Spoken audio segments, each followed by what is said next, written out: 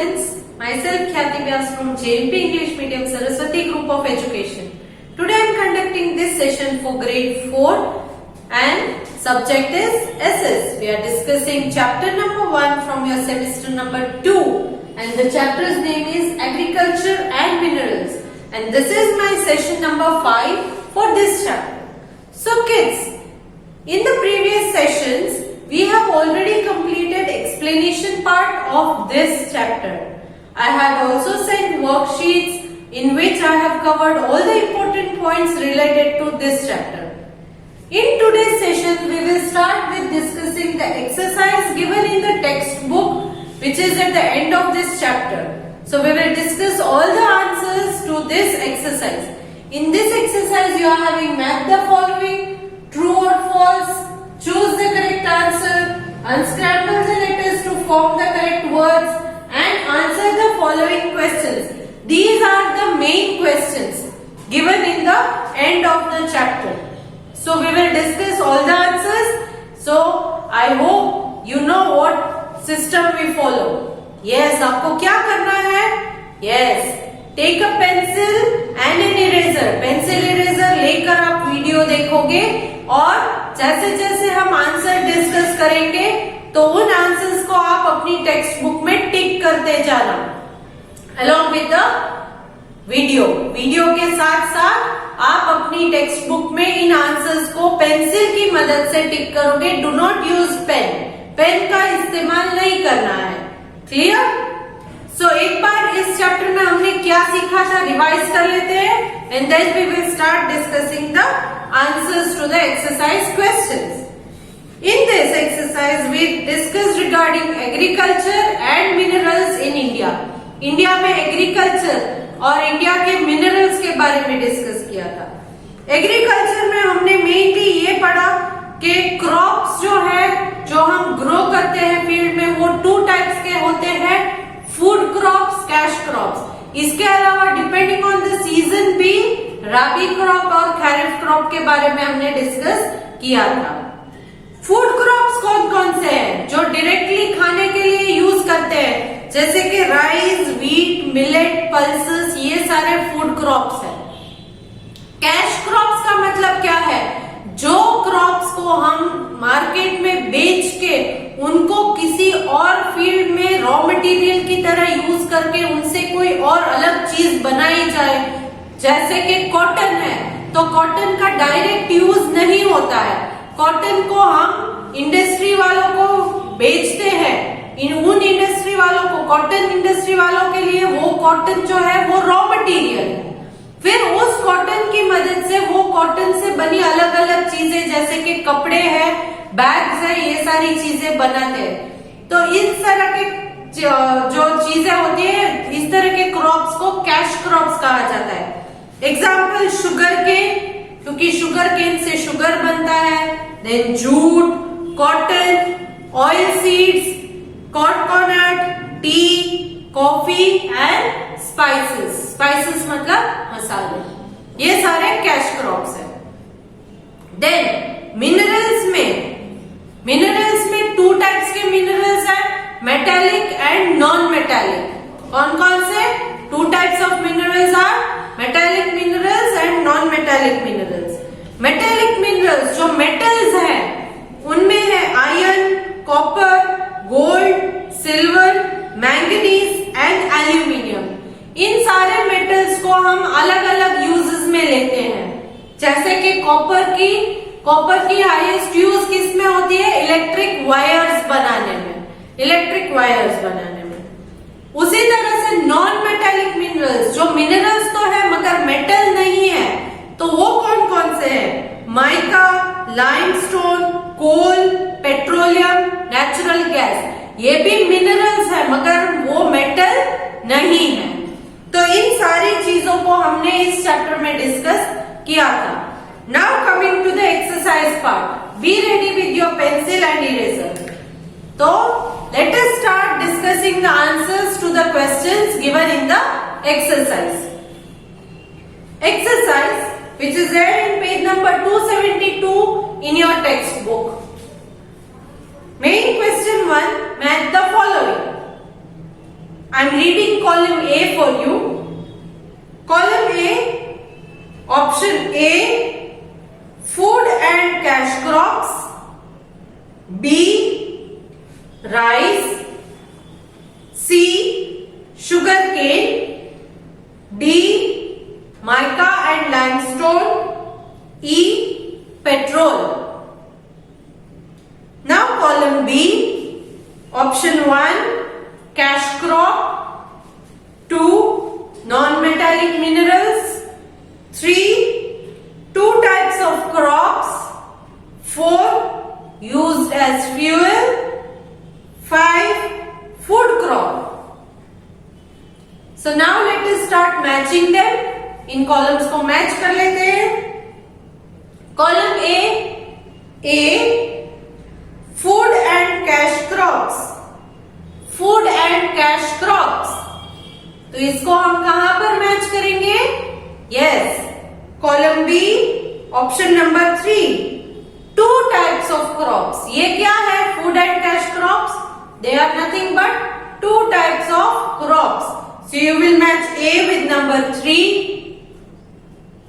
Next, column A, option B, rice. Rice, इसको हम कहां मैच करेंगे? Yes, column B, option number 5, food crop. Rice क्या है? Food crop है. So you will match B with number 5. Next, column A, C, sugarcane. Sugarcane, and you will match it with column B, option number 1, cash crop. Sugarcane क्या है? Cash crop. So you will match C with number 1. Next, column A, option D, mica and limestone.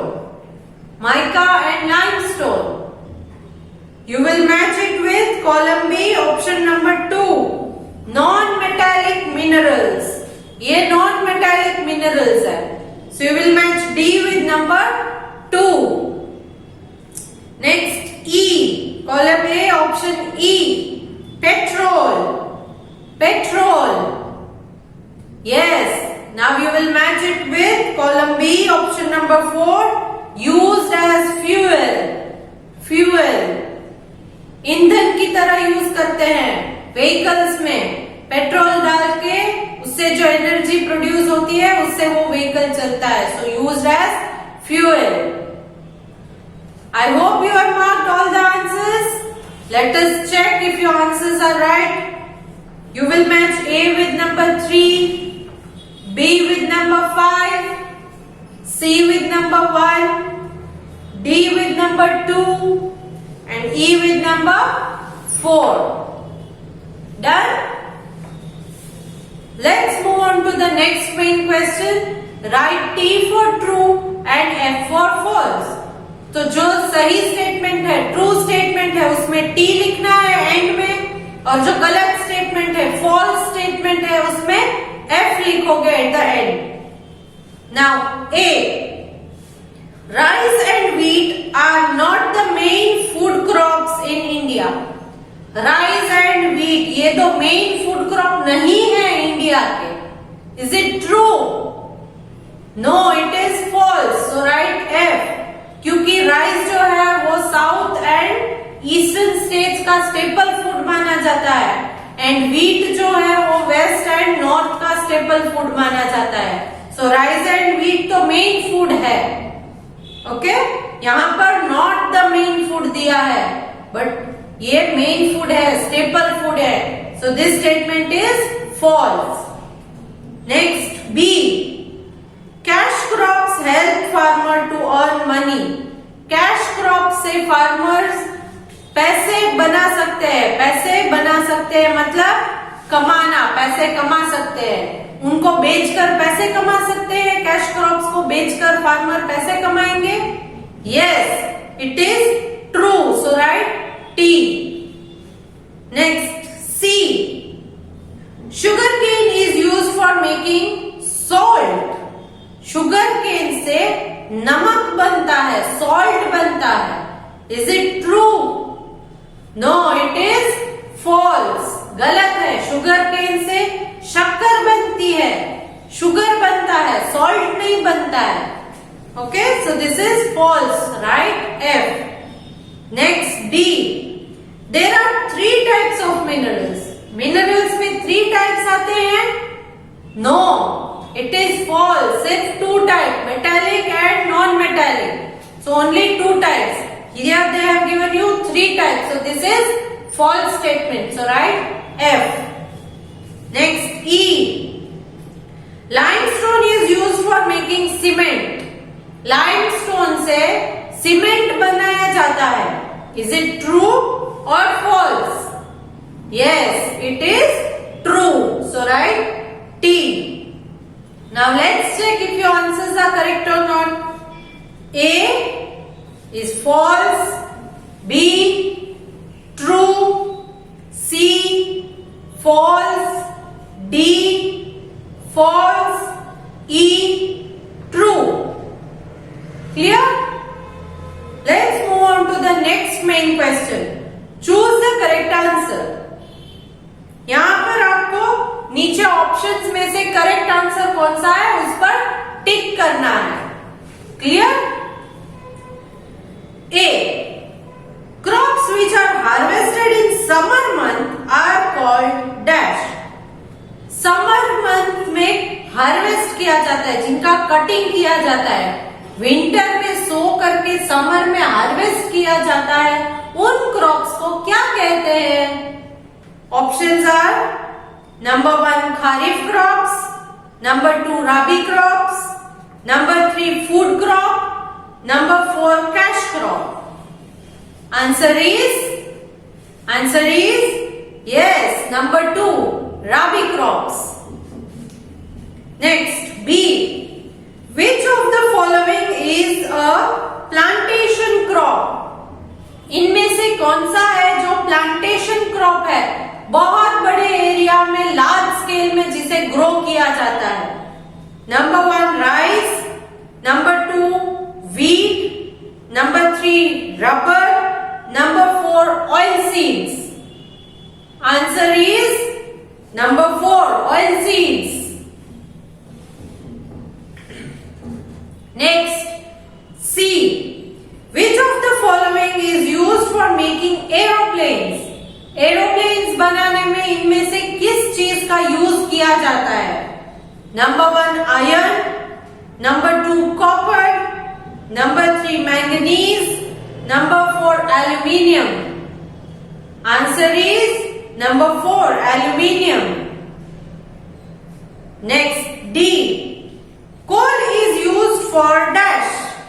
कोल को इनमें से किस चीज के लिए use किया जाता है? Number 1 cooking, number 2 heating, number 3 producing electricity, number 4 all of these. तो कोल को किस चीज के लिए यूज किया जाता है? Yes, the answer is number 4 all of these. क्योंकि इसमें कुकिंग के लिए भी यूज किया जाता है, हीटिंग के लिए भी यूज किया जाता है, और एनर्जी थर्मल पावर हमने डिस्कस किया था, वो भी कोल से ही होता है. So answer is number 4 all of these. Next E. Which of these is obtained from petroleum? Petroleum से इनमें से कौन सी चीजें बनती है या मिलती है? Number 1 petrol, number 2 diesel, number 3 kerosene, number 4 all of these. Answer is number 4 all of these. Petrol, diesel, kerosene ये सारी चीजें पेट्रोलियम में से ही निकलती है. So answer is number 4 all of these. I hope you have marked all the answers. So let's check your answers. A, right answer is number 2. B, right answer is number 4. C, right answer is number 4. D, again right answer is number 4. And E, correct answer is number 4. So now let's move on to the next main question. Unscramble the letters to form the correct words. तो इन statements के answer जो है वो bracket में दिए गए हैं, but उनके अल्फाबेट्स जो है, लेटर्स है, वो जंबल है। करेक्टली अरेंज करके इन्हें लिखोगे तो आंसर मिल जाएगा। You just have to rearrange the letters. So let us start. A. I am the staple food in North India. North India का staple food, main food कौन सा है?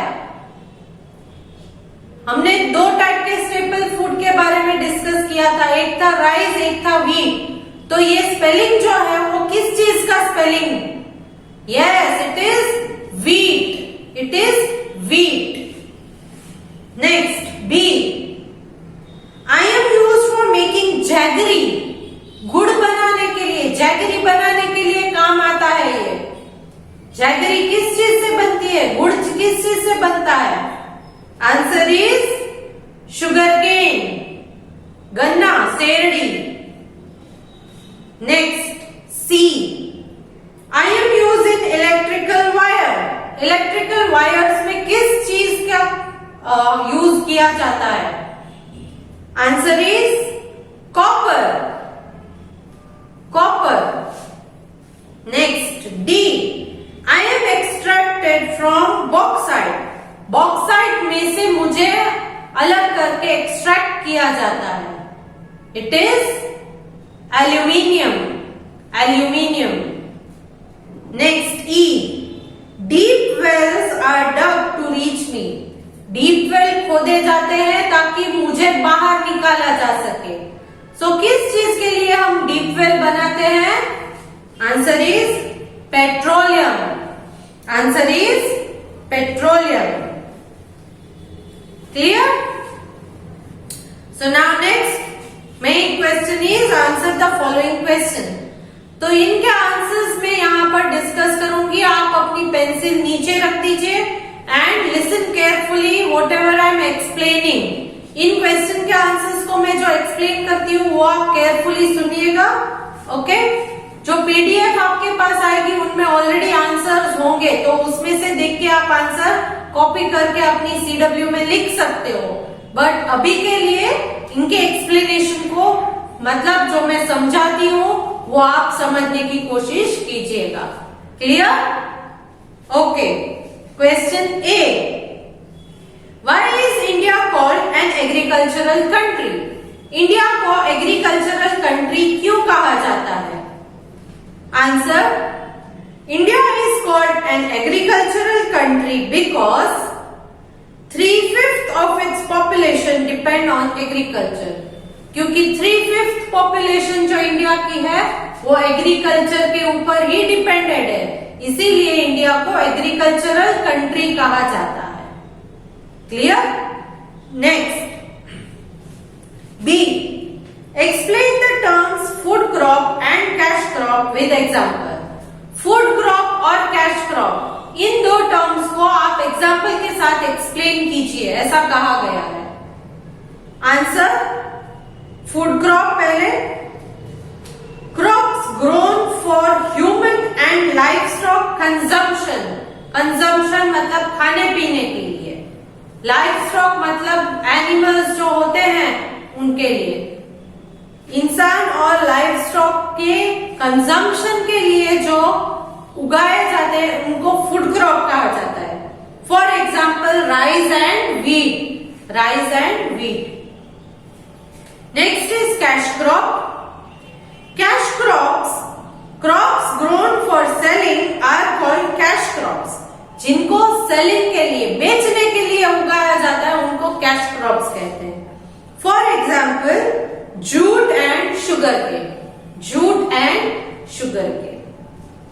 Next, C. How does the government help farmers? Government हमारी जो है वो farmers की मदद कैसे करती है? Answer, government helps farmers bye educating them, building many multi-purpose projects for irrigation and providing loan and better quality seeds. तो फार्मर्स को हेल्प करने के लिए गवर्नमेंट उन्हें एजुकेशन देती है कि किस तरह से ग्रो किया जाए और इन सारी चीजों के बारे में नॉलेज देती है।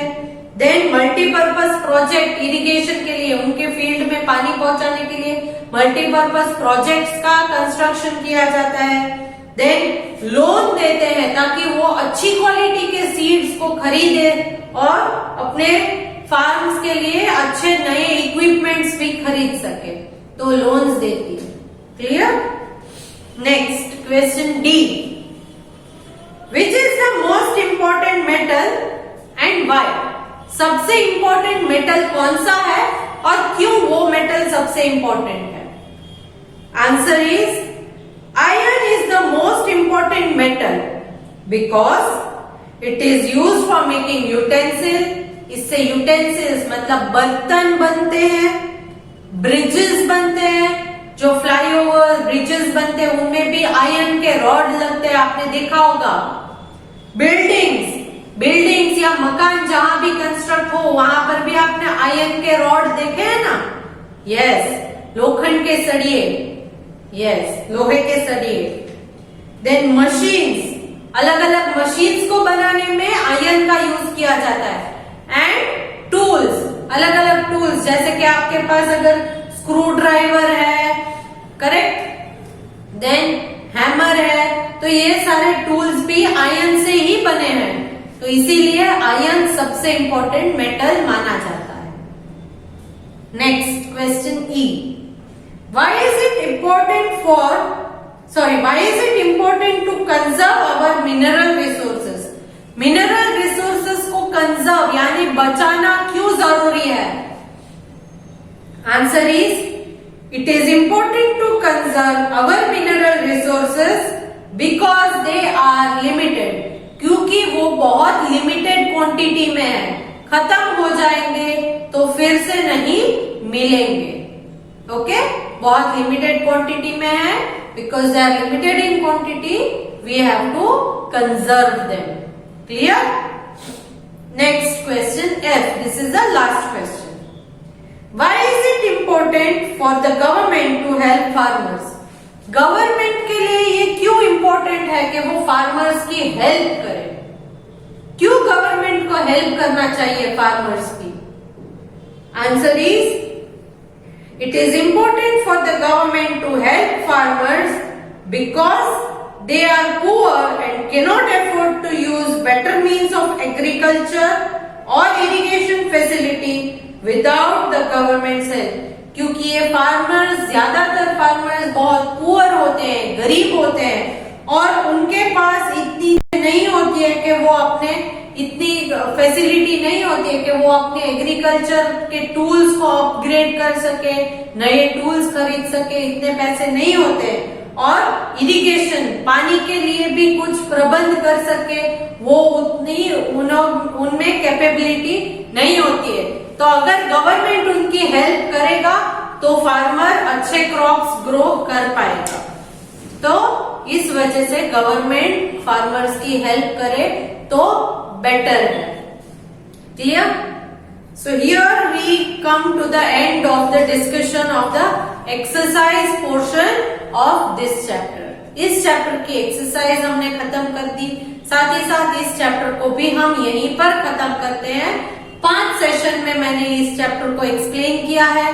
आई होप चैप्टर क्लियर है, एक्सरसाइज के सारे क्वेश्चन आंसर भी समझ में आ गए होंगे। पीडीएफ में आपको सीडब्ल्यू वर्क मिलेगा, जिसके एंड में जो वर्कशीट्स आपको मिली थी उनकी आंसर की भी अटैच होंगी। तो आपको क्वेश्चन आंसर तक का ही सीडब्ल्यू में लिखना है। वर्कशीट्स जो है वो ऑलरेडी आपके पास है, तो उनके आंसर्स आप मेरे आंसर से टैली करके चेक करके देख लीजिए कि आपने करेक्ट आंसर लिखा है या नहीं। अगर गलत लिखा है तो करेक्शन कर लीजिएगा। Clear? I hope you will complete your book with good handwriting and no spelling mistake. So see you in the next session.